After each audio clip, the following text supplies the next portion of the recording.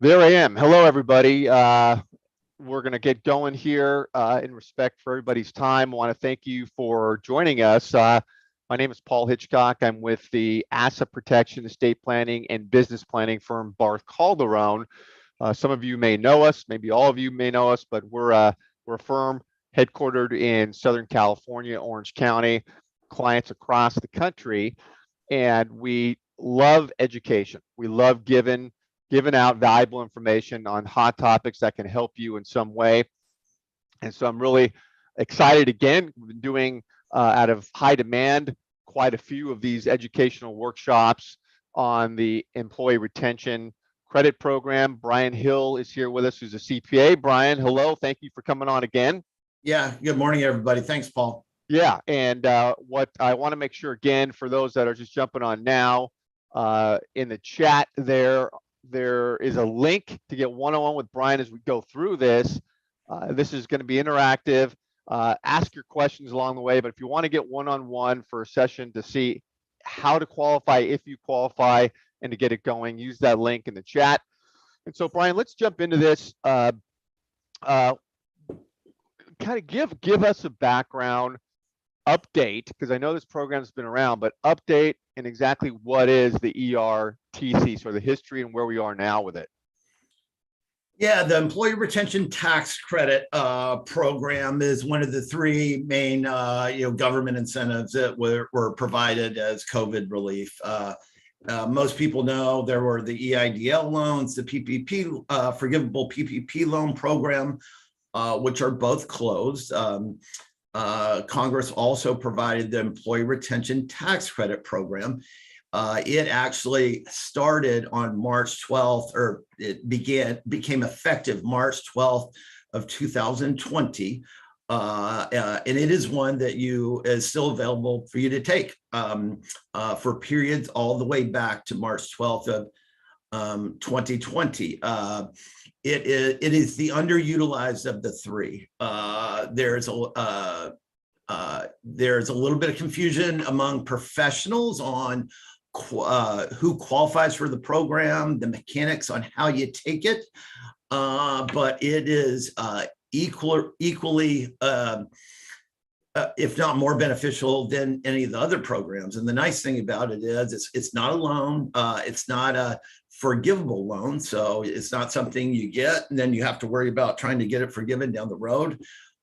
This is a retroactive tax credit that is an actual refund that does not need to be forgiven. And at this point, it's available through, again, from March 12th of 2020 all the way through September of 2021. And the credit, well, let me ask you, $26,000 per employee. Okay, let me ask you, underutilized because people just didn't understand it. Is that why, or there's trouble figuring it out? I believe so. Many of the clients we do, we work with their tax professionals, and they have, extremely competent tax professionals, but it's not their business. It's not their business to understand these.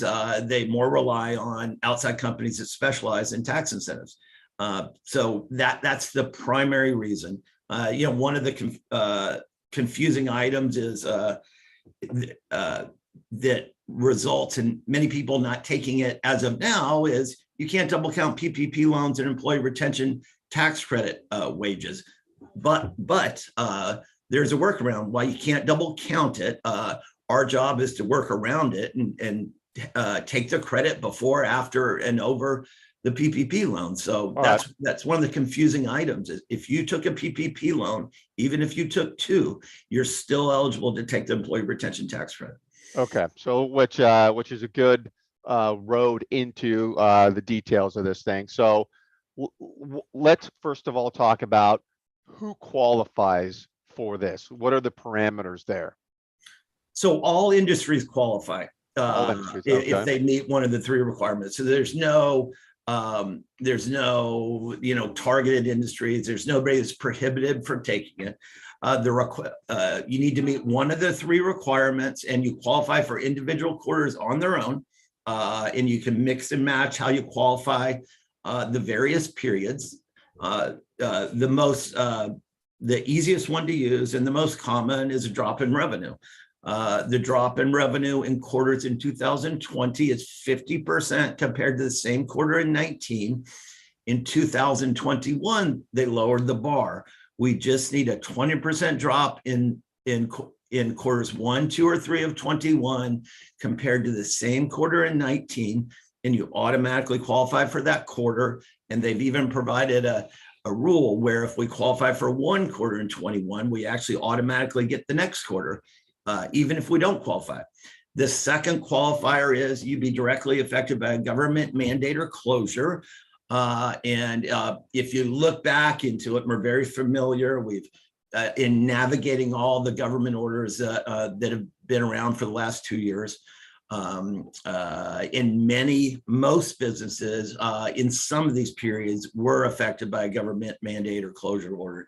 The third is a supply chain issue, meaning you could not get your necessary materials or supplies because your vendor was affected by a government mandate or closure. So those are the three. Again, we can mix and match.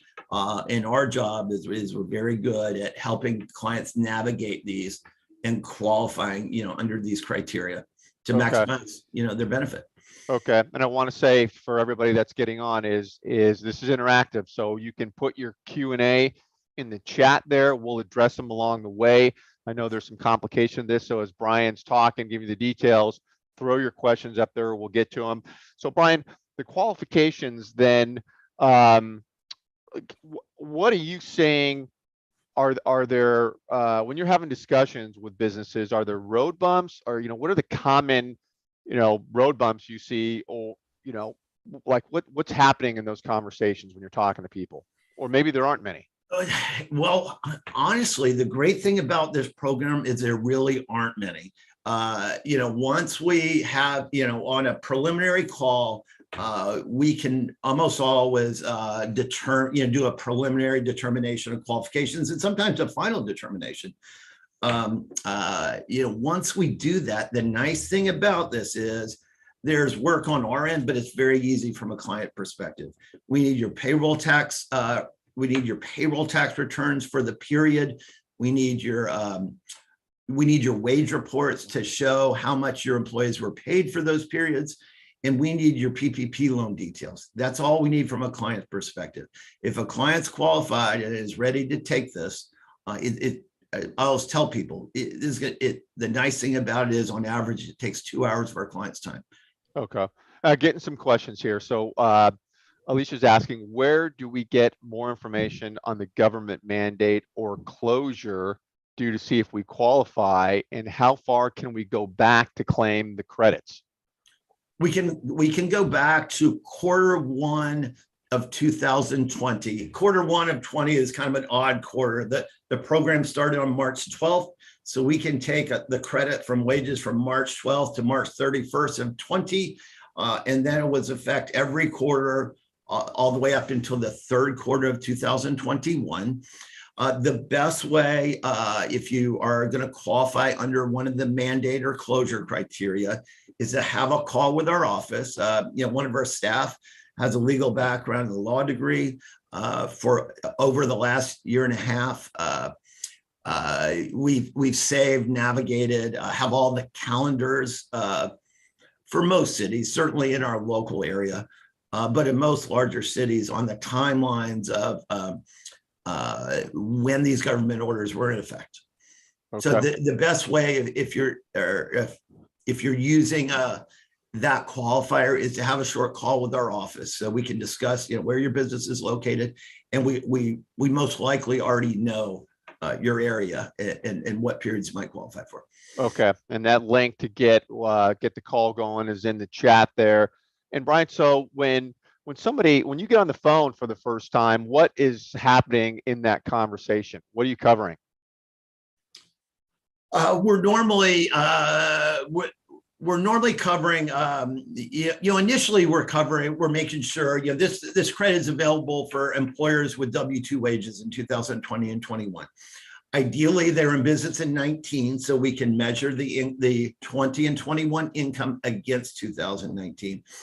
And then we're normally having a general conversation about revenues in 2020 and 2021, about their industry, so we can assess their industry and location, so we can assess the possibility of taking the government mandate qualifier. But generally, we're having a conversation about which of the three criteria we're going to qualify for, and trying to quantify, what the benefit is to them. Most people want to know up front, what am I looking at here? And again, the nice thing about this is after a short phone call, I'm normally prepared to provide a general idea of what kind of benefit we're looking at. Okay. And what are you seeing as far as benefits? Like give us examples of what you've seen so far and types of companies. Well, we've helped small companies all the way down to, a couple of employees where they're, but again, a couple of employees, that employer, if they qualify for all quarters, is getting back $52,000. Our average claim is between $200,000 and $400,000. And these are not large companies. These are, these are, it's surprising. And we have claims going up to all the way up to $4 million. And we've got a large handful that are $1 million plus. But again, it's at $26,000 per employee. If you fully qualify, these numbers add up really quick. And it's just great to bring this to the clients that were either not aware or did not know how to take it, because it's just really significant. Even at reasonably small employee numbers, there's a really significant benefit that's just sitting out there ready to be taken. And these are payments, checks that are being sent out by the government. This is not a tax credit. It's actually cold hard cash. Is that right? Correct. When the filings are prepared, we get a power of attorney so that we can call the IRS and monitor processing. But essentially, for each quarter is separate. You're getting a letter acknowledging the credit filing and the credit calculation and the amount, and you're getting a check in the mail that is just free to be deposited. There's no action after receipt of the payment.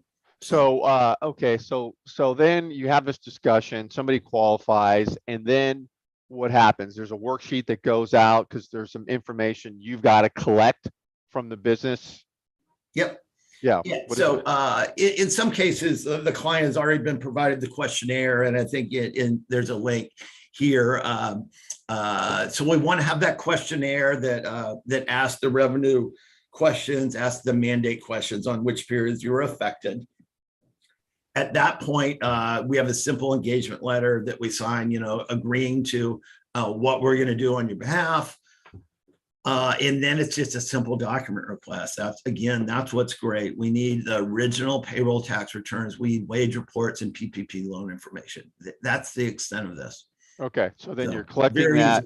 Very easy to take. So you're collecting that. You're managing the whole process. You're integrating with the IRS. And what are the time frames for getting payments in this program? What are you seeing?